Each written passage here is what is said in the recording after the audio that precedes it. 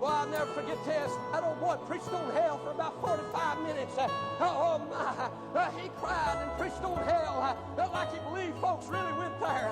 Amen. And listen, when he gave that invitation, he started preaching about the cross on the road to hell, and told me I didn't have to go there. That Jesus shed his blood that'll keep sinners out of hell. And that's stuck in my mind. That's stuck in my mind.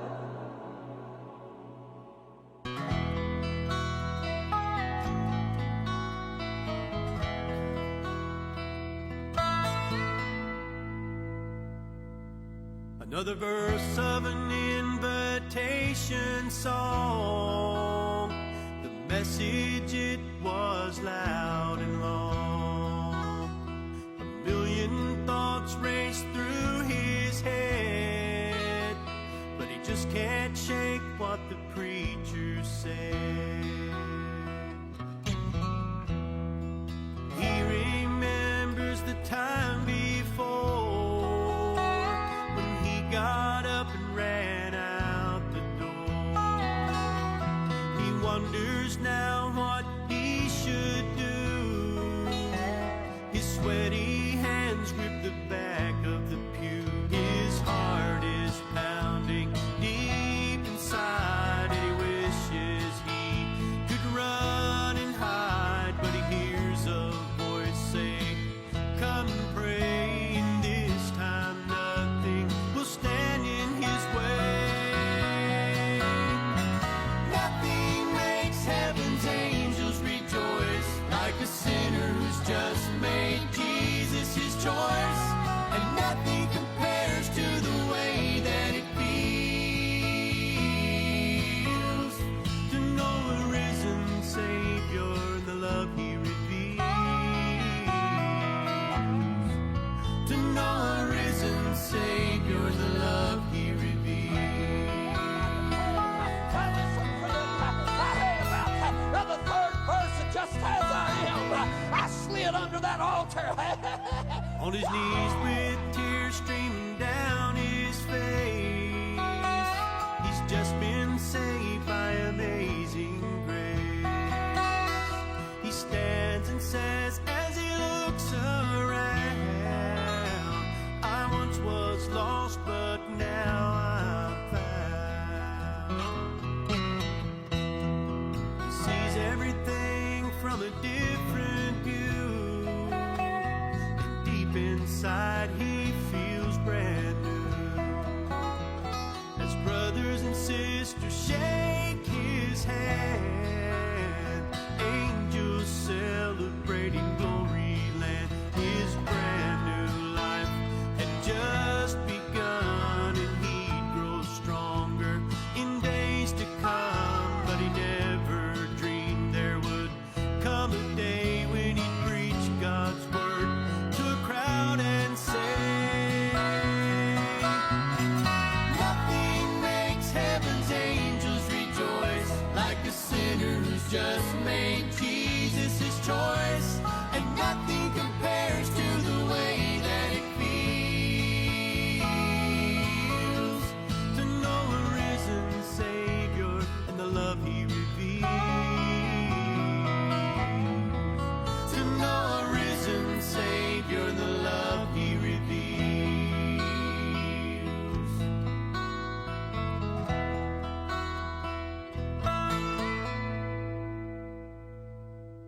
Another verse of an invitation song.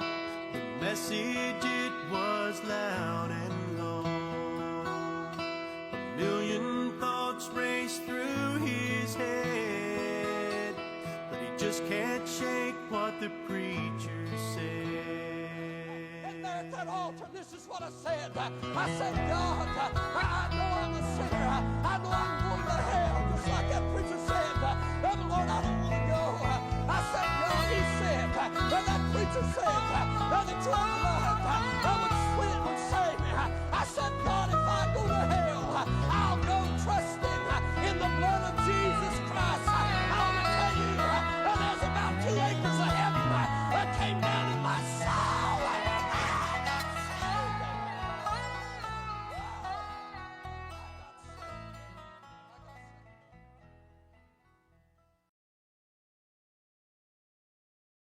Hello, this is Resident Preacher.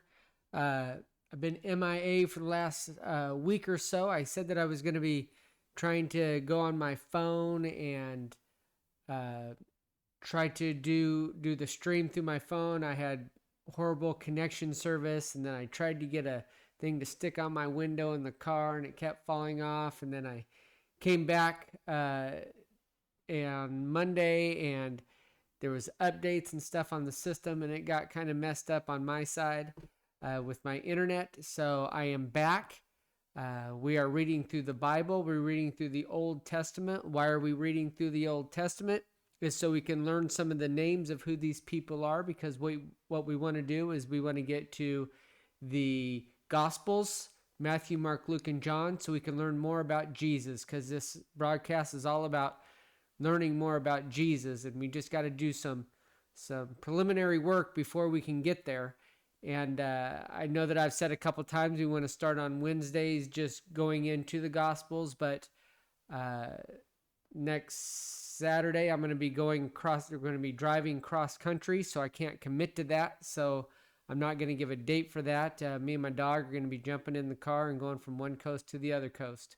So that'll take like 4 or 5 days. So I'm going to try to stream on that, but I can't count on that. I've come to realize, but I'll do my best to get on there, and maybe just you guys can keep me company while I'm driving, and we can talk about Jesus. We can talk about the Bible. We can talk about what's going on with you. We can talk about whatever you want. I'll have plenty of time on my hands, but this broadcast is mainly just for us to get to know Jesus, who he was, where he came from, what he did when he was here, where he went, what he's doing now when he's coming back. Talk about a personal relationship between you and him. But right now we're doing daily reads to the Old Testament.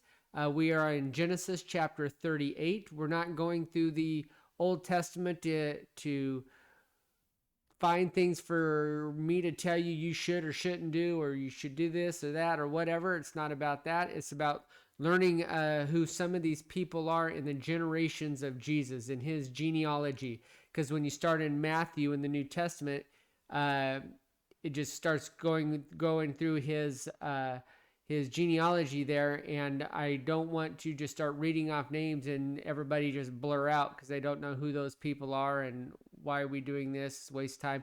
So you'll be able to associate who those people are with who we are reading about now in the Old Testament.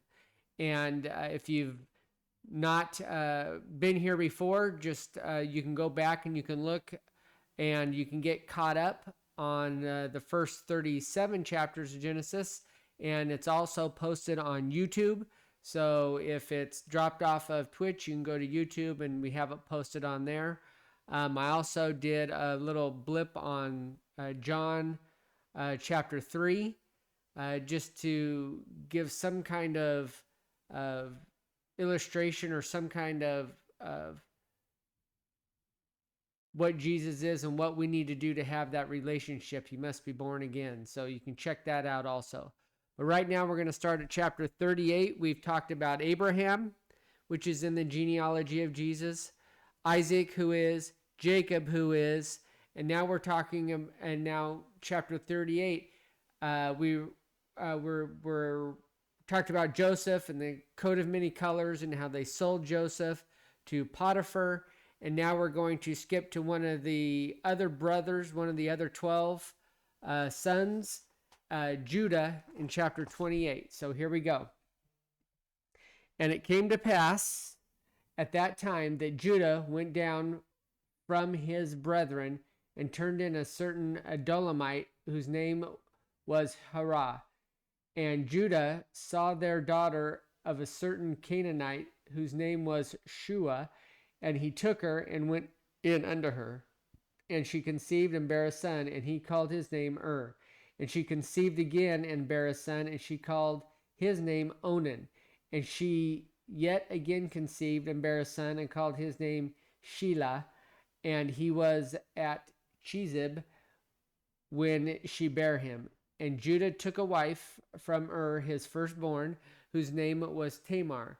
And Judah's firstborn, was wicked in the sight of the Lord, and the Lord slew him. And Judah said unto Onan, Go in unto thy brother's wife, and marry her, and raise up seed to thy brother. And Onan knew that the seed should not be his.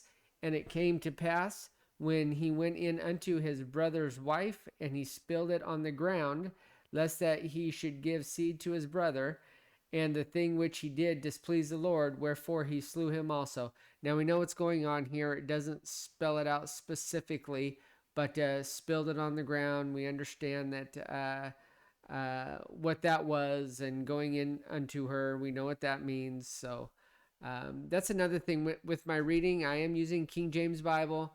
There's these and thous and those in there and ifs, but it makes sense if you would just read through it and just don't get hung up on that stuff. These and thous is to you and them, and it's really pretty basic. If you read it, you can understand who they're talking to, so you know if it's talking to you, you know if it's talking to them, you know that.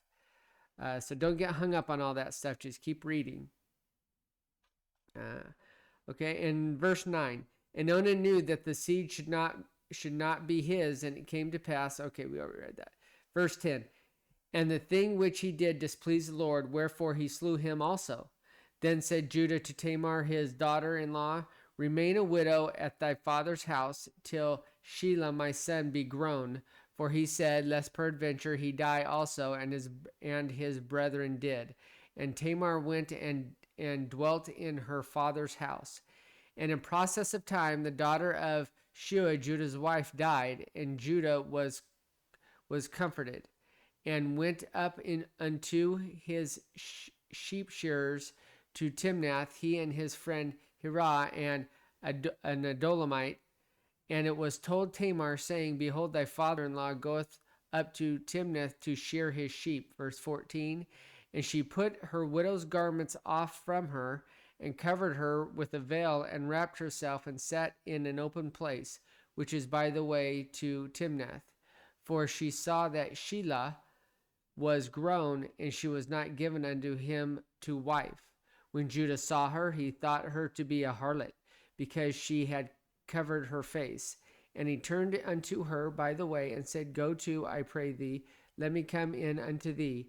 For he knew not that she was his daughter-in-law. And she said, What wilt thou give me, that thou mayest come in unto me? And he said, I will send thee a kid from the flock. And she said, Wilt thou give me a pledge till thou send it? And he said, What pledge shall I give thee? And she said, Thy signet and thy bracelets and thy staff that is in thine hand. And he gave it her, and came in unto her, and she conceived by him. And she arose and went away, and laid by her veil from her, and put on the garments of her widowhood. So basically she was mad because this boy had grown up, and Judah still didn't come get her to wed his son. And so she went on the side of the road, and then he went in unto her, and she is with child. Verse 20, and Judah and Judah sent the kid by the hand of his friend, the Adolamite, to receive his pledge from the woman's hand, but he found her not. Then he asked the men of that place, saying, Where is the harlot that was openly by the wayside? And they said, There was no harlot in this place. And returned to Judah and said, I cannot find her. And also the men of that place said, that there was no harlot in this place. And Judah said, Let her take it to her, lest we be shamed. Behold, I sent this kid, and thou hast not found her. And it came to pass about 3 months after, that it was told Judah, saying, Tamar thy daughter-in-law hath played the harlot, and also, behold, she is with child by whoredom. And Judah said, Bring her forth, and let her be burnt. When she was brought forth, she sent to her father-in-law, saying, By the name whose these are, am I with child? And she said, Discern, I pray thee, who are these, the signet and bracelet and staff? And Judah acknowledged them, and said, She hath been more righteous than I, because that I gave her not to Shelah my son, and he knew her again no more. And it came to pass in the time of her travail, that, behold, twins were in her womb. And it came to pass, when she travailed, that the one put out his hand, And the midwife took and bound upon his hand a scarlet thread, saying, This came out first. And it came to pass, as he drew back his hand, that behold, his brother came out, and she said, How hast thou broken forth? This breach be upon thee. Therefore his name was called Pharez. And afterwards came out his brother that had the scarlet thread upon his hand, and his name was called Zerah. All right, so chapter 39. And Joseph was brought down to Egypt. Okay, so now we're skipping back to Joseph, which we read about in chapter 37. And Joseph was brought down to Egypt, and Potiphar, an officer of Pharaoh, captain of the guard, an Egyptian, bought him of the hands of the Ishmaelites, which had brought him down thither. And the Lord was with Joseph, and he was a prosperous man. And he was in the house of his master the Egyptian.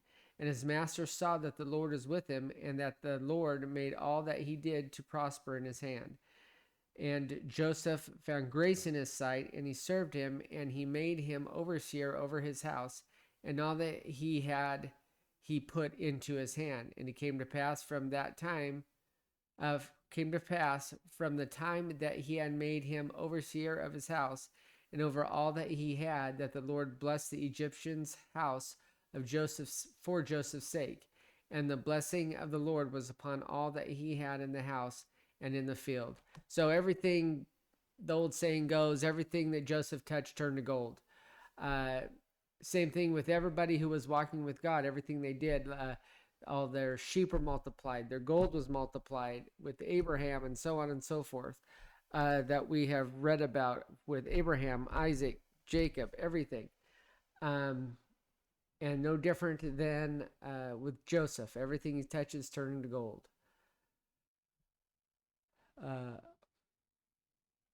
Verse 6, and chapter 39, verse 6, and he left all that he had in Joseph's hand, and he knew not what aught he had, save the bread that which he did eat. And Joseph was a goodly person and well favored. And it came to pass after these things that his master's wife cast her eyes upon Joseph, and she said, Lie with me. But he refused, and said unto his master's wife, Behold, my master wotteth not what is with me in the house, and he hath committed all that he hath to my hand.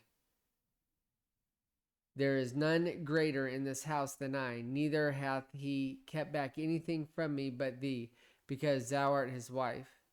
How then can I do this great wickedness and sin against God? And it came to pass, as she spake to Joseph day by day, that he hearkeneth not unto her, to lie by her, or to be with her. And it came to pass about this time that Joseph went into the house to do his business, and there was none of the men of the house there within. And she caught him by his garment, saying, Lie with me. And he left his garment in her hand and fled and got him out. We can all learn a lesson from that.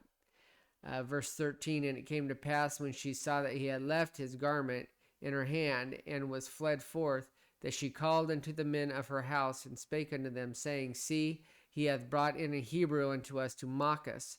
He came in unto me to lie with me, and I cried with a loud voice. And it came to pass when he heard that I lifted up my voice and cried, that he left his garment with me and fled and got him out. And she laid up his garment by her until his Lord came home. And she spake unto him according to these words, saying, The Hebrew servant which thou hast brought unto us came in unto me to mock me. And it came to pass, as I lifted up my voice and cried, that he left his garment with me and fled out. And it came to pass when his master heard the words of his wife, which she spake unto him, saying, After this manner did thy servant to me, that his wrath was kindled. And Joseph's master took him and put him into prison, a place where the king's prisoners were bound, and he was there in the prison. But the Lord was with Joseph, and showed him mercy, and gave him favor in the sight of the keeper of the prison. And the keeper of the prison committed to Joseph's hand all the prisoners that were in the prison, and whatsoever they did there, he was the doer of it. The keeper of the prison looked not to anything that was under his hand, because the Lord was with him, and that which he did, the Lord made it to prosper. So Joseph got in a pickle with Potiphar's wife, but he did the right thing. He ran and got away from it. That doesn't mean that when we do the right thing, everything's going to go great, because then he got thrown in jail, but God was still with him, and he gave him favor with the keepers of the prison. So now Joseph is basically over all the people in the prison, all the prisoners, that is. So chapter 40. And it came to pass after these things that the butler of the king of Egypt and his baker had offended their lord the king of Egypt. And Pharaoh was wroth against two of his officers, against the chief of the butlers, and against the chief of the bakers. And he put them in ward in the house of the captain of the guard, into the prison, the place where Joseph was bound.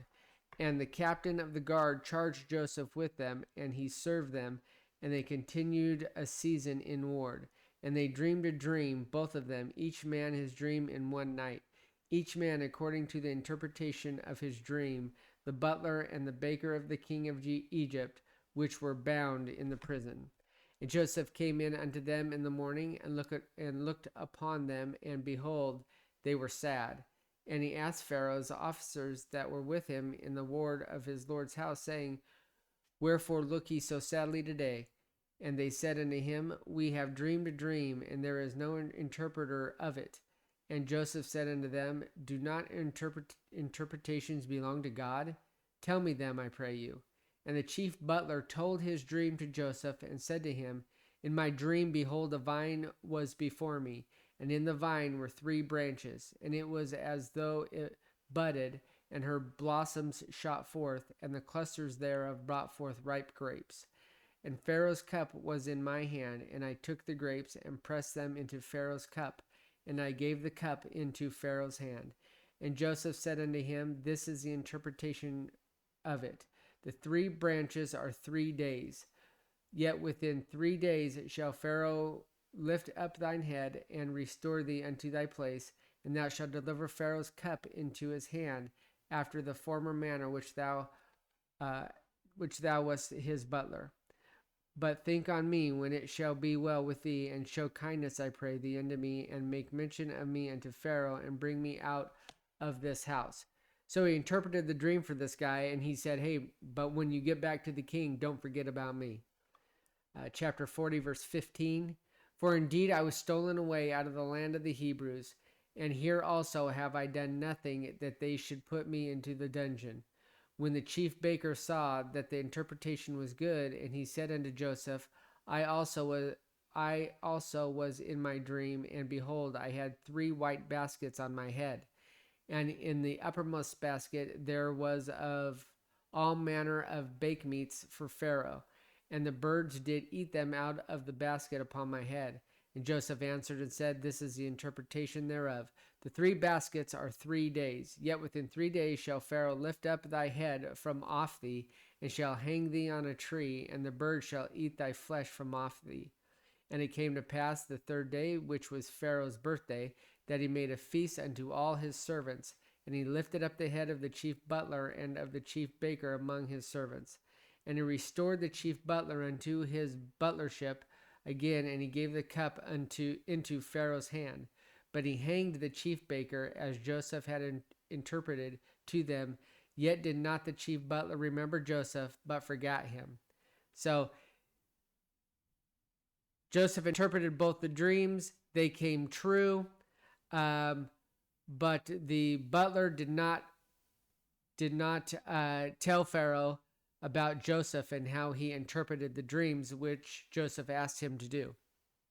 If you're just joining us, you're just stopping by, this is Resident Preacher. We are reading through the Old Testament so we can get some understanding of who some of the people are in the Old Testament, so we can get to the Gospels, Matthew, Mark, Luke, and John.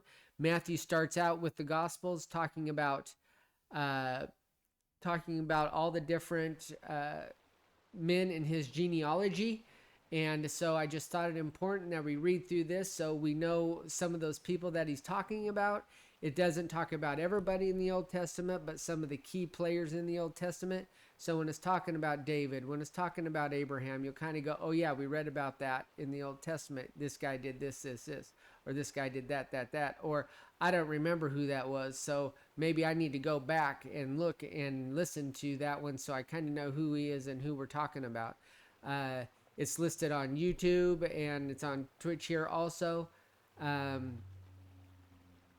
We're just trying to get to Jesus because we want to just talk about Jesus and learn more about who he is, and talk about your relationship with him. If you have one, if you don't have one, this is not just for people who want to read the Bible. This is for people who don't have a clue who Jesus is. This is for people who kind of know who he is but would like to know a little bit more. This is for people who have had Jesus jammed down their throat as a kid and they just want to puke it out and they've been turned away from it because of that, or something has happened to them by somebody who said he was a Christian. Oh, I just spilt. So I'm going to have to take a quick break here. I'll be back. All right, sorry about that. I dumped my drink all over everything and had to run and grab paper towels, and it's chaos. But we got it all fixed. And as I was saying, this is for everybody, no matter where you're at. Even if you already have a personal relationship with Jesus and you want to just learn more, or just want somebody to read along with or to talk about it, that's what we're here for. I do, doing this daily reading, I do stay very focused, trying to get through this so we can get to the Gospels. So if you do have questions, we're working on having a button that you can press to type in your questions. We're going to set aside a time to have a question and answer. So maybe it'll be at the end of this, or maybe it'll be on Wednesdays, or maybe we'll have a special day. We're not quite there yet. When I say we, I'm talking about me and whoever's out there listening. So hang in here with us. And if I'm not real chatty on when I'm reading through here, I apologize, just trying to read through it. But we are going to set aside time where we can talk about it, and we can communicate back and forth, find out where you are, where we're at, where everybody else is at, so you guys can talk with each other. So we're going to start back on chapter 41. And it came to pass at the end of the 2 full years that Pharaoh's dream, and behold, he stood by the river. And behold, there came up out of the river 7 well-favored kine as a deer, and fat-fleshed, and they fed in a meadow. And behold, 7 other kine came up after them out of the river, ill-favored and lean flesh, and stood by the other kine upon the brink of the river. And the ill-favored and lean-fleshed kine did eat up the 7 well-favored and fat kine. So Pharaoh awoke, and he slept and dreamed the second time. And behold, 7 ears of corn came up upon one stalk, rank and good. And behold, 7 thin ears, and blasted with the east wind, sprung up after them. And the 7 thin ears devoured the 7 rank and full ears. And Pharaoh awoke, and behold, it was a dream. And it came to pass in the morning that his spirit was troubled, and he sent and called for all the magicians of Egypt, and all the wise men thereof. And Pharaoh told them his dream, but there was none that could interpret them unto Pharaoh. Then spake the chief butler unto Pharaoh, saying, I do remember my faults this day. Pharaoh was wrath with him, with his servant, and put me in. So now he's just recapping because, oh yeah, I know this guy who can decipher dreams. Put me in the ward in the captain of the guard's house, both me and the chief baker. And we dreamed a dream in one night, and I and he, we dreamed each man according to the interpretation of his dream. And there was there with us a young man, a Hebrew, servant to the captain of the guard, and we told him, and he interpreted to us our dreams. To each man according to his dream he did interpret. And it came to pass, as he interpreted to us, so it was. Me he restored unto mine office, and him he hanged. Then Pharaoh sent and called Joseph, and he brought him hastily out of the dungeon, and he shaved himself, and changed his raiment, and came in unto Pharaoh. And Pharaoh said unto Joseph, I have dreamed a dream, and there is none that can interpret it. And I have heard say of thee that thou canst understand a dream to interpret it. And Joseph answered Pharaoh, saying, It is not in me. God shall give Pharaoh an answer of peace. And he's given God the glory. Give God the glory in everything. And Pharaoh said unto Joseph, In my dream, behold, I stood upon the bank of the river, and behold, there came up out of the river 7 kine, fat-fleshed and well-favored, and they fled in a meadow. And behold, 7 other kine came up after them, poor and very ill-favored, and lean-fleshed, such as I never saw in all the land of Egypt for badness. And the lean and the ill-favored kine did eat up the first 7 fat kine. And when they had eaten them up, it could not be known that they had eaten them, but they still ill-favored as it. Okay, let's start over. Verse 21. My phone's going off over here. And when they had eaten them up, it could not be known that they had eaten them, but they were still ill-favored as at the beginning. So I awoke. And I saw in my dream, and behold, 7 ears came up in one stalk, full and good. And behold, 7 ears with withered, thin, and blasted with the east wind, sprung up after them. And the thin ears devoured the 7 good ears. And I told this unto the magicians, but there was none that could declare it to me. And Joseph said unto Pharaoh, The dream of Pharaoh is one. God hath showed Pharaoh what he is about to do. The 7 good kine are 7 years, and the 7 good ears are 7 years, and the dream is one. And the 7 thin and ill-favored kine that came up after them are 7 years, and the 7 empty ears blasted with the east wind shall be 7 years of famine. This is the thing which I have spoken unto Pharaoh. What God is about to do, he showeth unto Pharaoh. Behold, there come 7 years of great plenty throughout all the land of Egypt, and there shall arise after them 7 years of famine, and all the plenty shall be forgotten in the land of Egypt, and the famine shall consume the land, and the plenty shall not be known in the land by reason of that famine following, for it shall be very grievous. And for that the dream was doubled unto Pharaoh twice, it is because the thing is established by God, and God will shortly bring it to pass. Now therefore let Pharaoh look out a man discreet and wise, and set him over the land of Egypt. Let Pharaoh do this, and let him appoint officers over the land, and take up the 5th part of the land of Egypt in the 7th plenteous years. And let them gather all the food of those good years that come, and lay up corn upon the hand of Pharaoh, and let them keep food in the cities. And that food shall be for store to the land against the 7 years of famine, which shall be in the land of Egypt, that the land perish not through the famine. And the thing was good in the eyes of Pharaoh, and in the eyes of all his servants.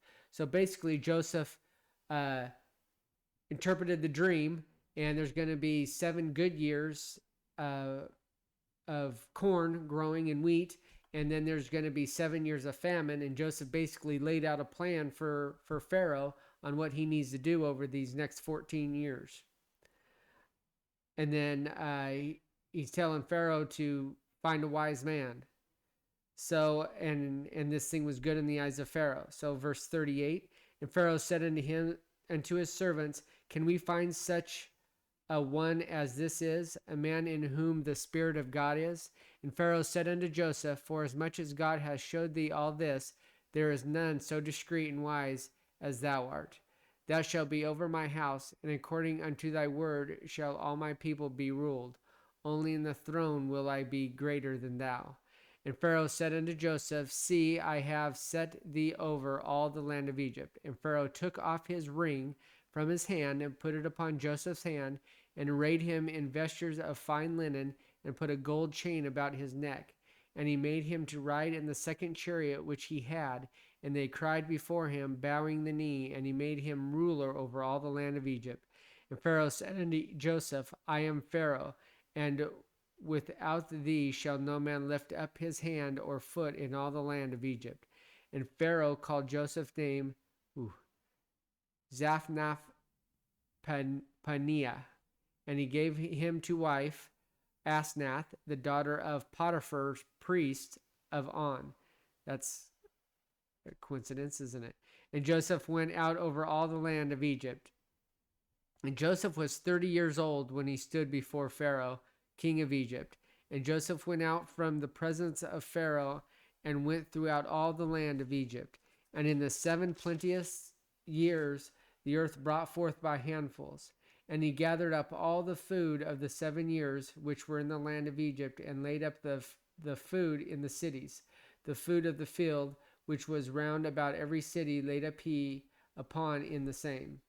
And Joseph gathered corn as the sand of the sea, very much until he left numbering, for it was without number. And unto Joseph were born 2 sons before the years of famine came, which Asnath, the daughter of Potiphar, priest of On, bare unto him. And Joseph called the name of the firstborn Manasseh. For God, said he, hath made me forget all my toil and all my father's house. And the name of the second he called Ephraim, for God hath caused me to be fruitful in the land of my affliction. And the 7 years of plenteousness that was in the land of Egypt were ended. And the 7 years of dearth began to come, according as Joseph had said, and the dearth was in all lands. But in all the land of Egypt there was bread. And when all the land of Egypt was famished, the people cried to Pharaoh for bread. And Pharaoh said unto all the Egyptians, Go unto Joseph, what he saith to do, do. And the famine was all over the face of the earth, and Joseph opened all the storehouses, and sold unto the Egyptians, and the famine waxed sore in the land of Egypt. And all countries came into Egypt to Joseph for to buy corn, because that the famine was so sore in all the land. So this wasn't just an Egypt thing. This was all the countries, all the land, all around. There was a big famine. And now we're going to switch back over from Joseph to his father Jacob in chapter 42. Let's take a look here. All right, chapter 42. Now when Jacob saw that there was corn in Egypt,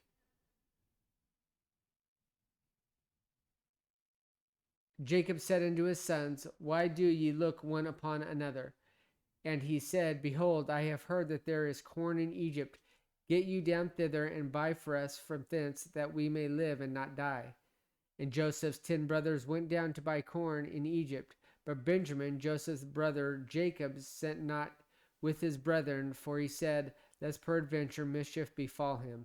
And the sons of Israel came to buy corn among those that came, for the famine was in the land of Canaan. So these are Joseph's brothers that are coming up to buy corn from Egypt. So they're going to run into Joseph. And Joseph was a governor over the land, and he it was that sold to all the people of the land. And Joseph's brethren came and bowed down themselves before him with their faces to the earth. And Joseph saw his brethren, and he knew them, but made himself strange unto them, and spake roughly unto them. And he said unto them, Whence cometh ye? And they said, From the land of Canaan, to buy food. And Joseph knew his brethren, but they knew not him. And Joseph remembered the dreams which he dreamed of them, and said unto them, Ye are spies, to see the nakedness of the land ye are come. And they said unto him, Nay, my lord, but to buy food are thy servants come. We are all one man's son. We are true men. Thy servants are no spies. And he said unto them, Nay, but to see the nakedness of the land ye are come. And they said, Thy servants are 12 brethren, the sons of one man in the land of Canaan. And behold, the youngest is this day with our father, and one is not, which was Joseph. And Joseph said unto them, That is it that I spake unto you, saying, Ye are spies. Hereby ye shall be proved. By the life of Pharaoh ye shall not go forth hence, except your youngest brother come hither. Send one of you, and let him fetch your brother, and ye shall be kept in prison, that your words may be proved, whether there be any truth in you, or else by the life of Pharaoh, surely ye are spies. And he came, and he put them all together into ward 3 days. And Joseph said unto them, the third day this do, and live, for I fear God. If ye be true men, let one of your brethren be bound in the house of your prison. Go ye, carry corn for the famine of your houses. But bring your youngest brother unto me, so shall your word be verified, and ye shall not die. And they did so. And they said one to another, we are verily guilty concerning our brother, in that we saw the anguish of his soul when he besought us, and we would not hear. Therefore is this distress come upon us. And Reuben answered them, saying, spake I not unto you, saying, do not sin against the child? And ye would not hear. Therefore, behold, also his blood is required. And they knew not that Joseph understood them, for he spake unto them by an interpreter.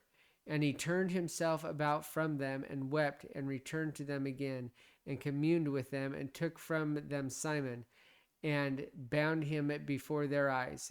And then Joseph commanded to fill their sacks with corn, and to restore every man's money into his sack, and to give them provision for the way.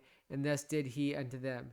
And they laded their asses with the corn, and departed thence.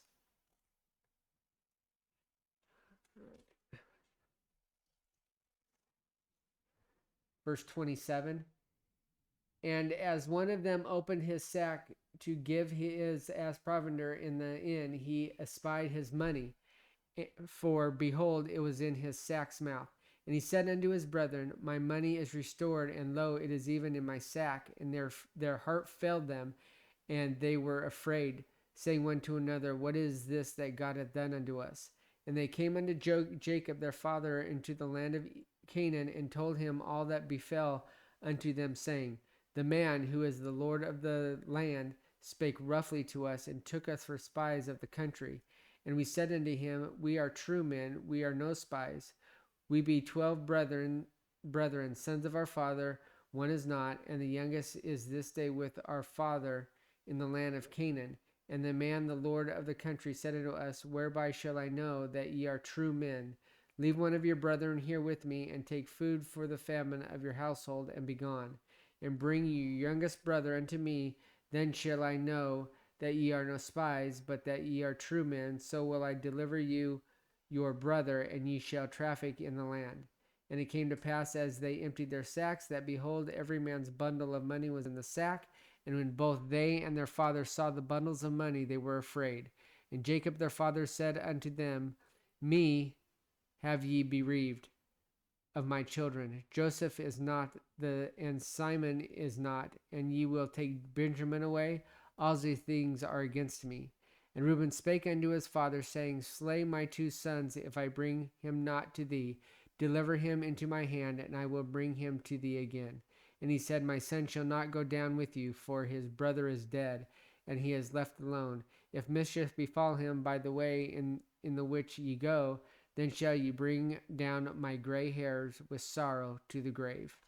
Now, as we see, he basically repeated the exact same story that he told unto Joseph. He told unto his father. And there's a lot of repetition in the Old Testament and the New Testament. A lot of repetition. And the reason that is because that's how we learn. That's how we understand. That's how we get it deep down in us, and we can remember that kind of thing. So if you'll hear the same story over and over and over again, and that's how it's set up, so we can understand that. So we're going to be in chapter 43. I have to take a quick intermission, and I will be back. Wow, amidst a very dear. All right. So I'm back. We're on chapter 43. We've just read about Joseph, how he got favor with Pharaoh. So now Joseph is over all the land. They're having 7 good years of plentiness of all their corn and all their wheat, and they've got it all stored up. And now we're in the famine. We're in the bad 7 years. Then we switched over to Jacob, Joseph's father, and his other 10 brothers, or actually 11 brothers, because Joseph is the 12th. And they went down, 10 of them went down, and they got corn from Egypt, bought it from Joseph. They did not know who Joseph was, but he knew who they were. He kept one of the brothers, Simon, and said, don't come back unless you bring Benjamin. The brothers went back. They told Jacob what was going on. He said, oh man, they got Simon. Joseph is dead. Now he wants Benjamin. Man, this is going to kill me. So now we're going to start in chapter 43 next time. I have to take care of some things. So, we're going to be ending it here, but I'm going to do my best to be here again tomorrow and start on chapter 43. Everybody have a blessed day. Thank you.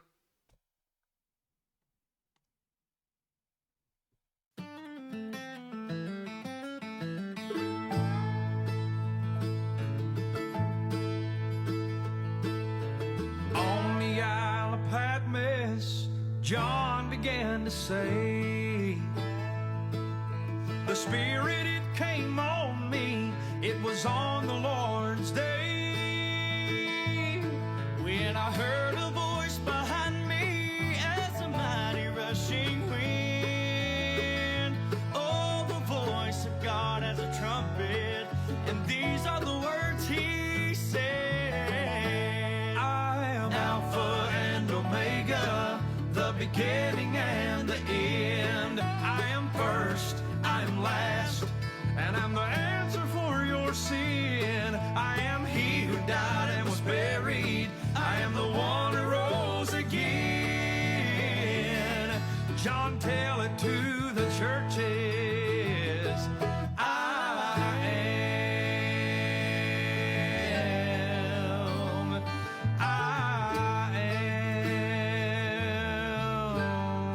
Oh, the backside of the desert, oh, Moses began to pray.